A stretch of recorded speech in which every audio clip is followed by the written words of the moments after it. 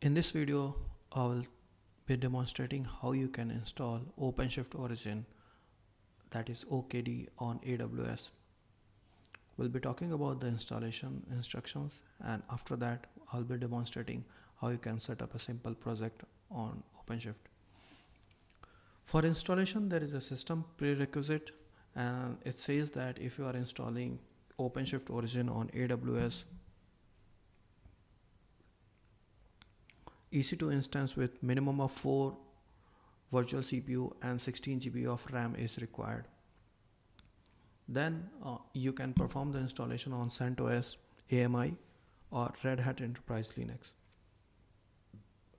For our demonstration purpose, I am using CentOS AMI. The link for CentOS AMI and the link for prerequisite can be found in my GitHub repository. My GitHub repository is located at https://github.com/raghavx/OpenShift.